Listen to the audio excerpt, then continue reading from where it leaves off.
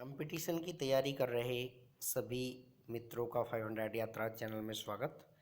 इतिहास competition series का आज हम पार्ट 2 लेकर आए हैं। पूरा कंप्लीट इतिहास इसमें आपको कराया जा रहा है। तो आज हम पहले इसके आगे ये कुछ करेंगे। अब प्रश्न देखो, सिंधु घाटी सभ्यता के अन्य प्रचलित नाम बताइए। पहले पार्ट में हमने सिंधु घाटी सभ्यता शुरू कर दी थी, अब उसके कुछ प्रचलित नाम बताने हैं। तो ऑप्शन में 4 ऑप्शन दे देता है, वो कहता है इनमें से कौन सा नाम सिंधु घाटी सभ्यता का नाम नहीं है। तो ध्यान रखना, एक तो सिंधु घाटी सभ्यता है ही है, उसके बाद हड़प्पा सभ्यता है, और अन्य प्रचलित नाम में जब पूछा जाता है तो सिंधु सरस्वती सभ्यता भी कैसे कहते हैं इसे कांस्य युगीन सभ्यता भी कहते हैं, क्योंकि सबसे पहले कांसा बनाना सिंधु लोगों ने ही सीखा था। दुनिया विश्व को कांसा इन्हीं की इसी सभ्यता की देन है। उसके बाद प्रथम नगरीय क्रांति भी इसे कहा जाता है। तो ध्यान रखना, इसके बारे में मैंने कल एक प्रश्न भी लिखवाया था कि किसने इसे प्रथम नगरीय क्रांति कहा था। अब अगला प्रश्न है, समय या काल निर्धारण क्या है, यानी ये सिंधु घाटी सभ्यता किस काल की रही होगी। देखो, अभी अभी एक शोध नेचर पत्रिका में एक शोध प्रकाशित हुआ है, इसके बारे में पहले वीडियो में बताया गया आप लोगों को। उसमें लगभग 8000 साल पुरानी सभ्यता के कुछ प्रमाण मिले हैं। लेकिन जब इनके कार्बन 14 तकनीक से इनकी एज निकाली गई, जो अभी तक मिले थे उससे पहले, तो इसकी जो काल है वो करीब 2350 ईसा पूर्व से 1750 ईसा पूर्व का आया है, जो एक ऑथेंटिक काल है अभी तक के। जब उनकी डीएनए रिपोर्ट आएगी, जो नए अवशेष मिले हैं, तो उनसे शायद इसमें संशोधन हो सकता है। अब कुछ प्रमुख स्थल है।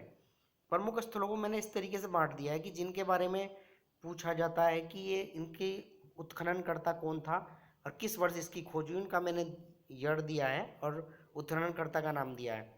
शॉर्ट ट्रिक में बताने का प्रयास किया गया है, बाकी को आपको याद रखने की ज़रूरत नहीं है। 5 मैंने इसमें छोड़ दिए आप लोगों के लिए। 5 इसलिए छोड़ दिए क्योंकि वो बहुत महत्वपूर्ण है, अलग से दूसरी वीडियो में उसे बताया जाएगा, वीडियो लंबी हो जाएगी।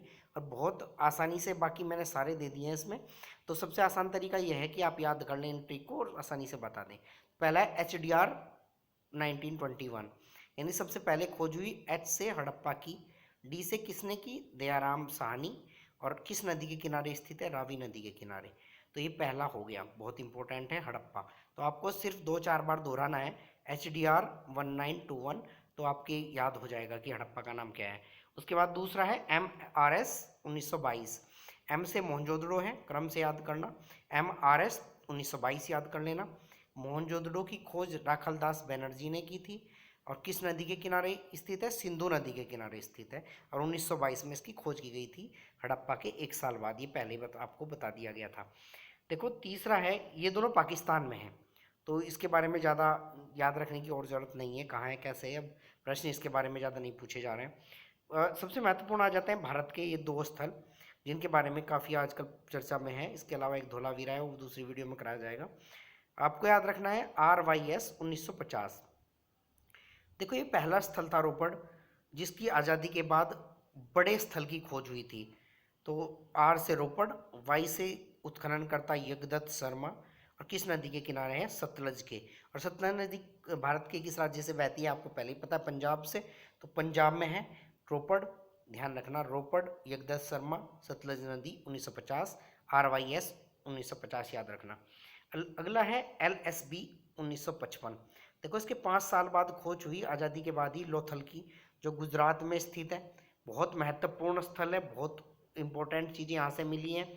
उसके बारे में मैं आपको एक क्रम से बहुत अच्छे तरीके से समझाऊंगा, अलग अलग कहाँ से क्या मिला है, शॉर्ट ट्रिक से, तो आपकी समझ में आ जाएगा। देखो, लोथल की खोज करी SR राव ने। पूछ लिया गया है 1-2 कंपटीशन में, ज़्यादा नहीं, ये पूछा जाता है कि लोथल किस नदी के किनारे स्थित था।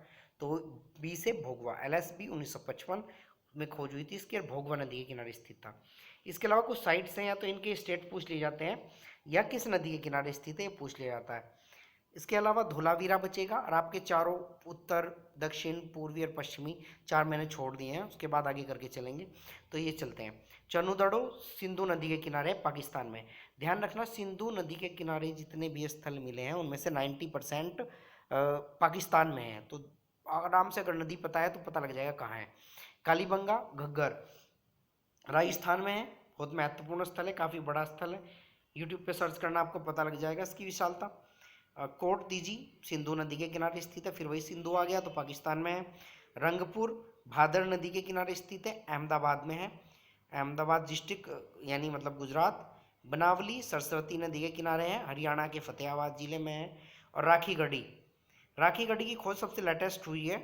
और जब तक राखी गढ़ी की खोज नहीं हुई थी तो ये माना जाता था कि भारत का जो सबसे बड़ा स्थल है वो धोलावीरा है। लेकिन राखी गढ़ी की खोज हो जाने के बाद अब भारत का सबसे बड़ा स्थल राखी गढ़ी के रूप में सामने आया है। लेकिन ये सबसे ज़्यादा अस्त व्यस्त भी मिला क्योंकि काफ़ी दिन बाद इसकी खोज हुई है।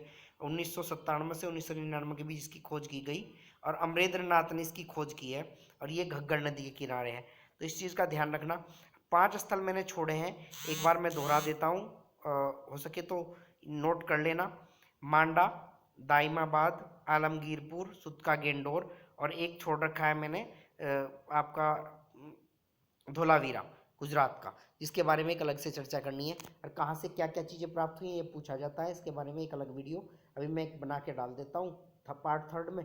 उसके बाद ये थोड़ा सा बेसिक चीज़ें इसकी कंप्लीट हो जाएंगी। उसके बाद इसकी सामाजिक धार्मिक स्थिति करके सबसे पहला चैप्टर हम क्लोज कर देंगे, ज़्यादा से ज़्यादा 5, 7, 10 वीडियो में। और आप अपने नोट्स तैयार रखना, इसके बाहर एक भी नंबर का इतिहास कभी किसी भी कंपटीशन में नहीं आएगा। धन्यवाद।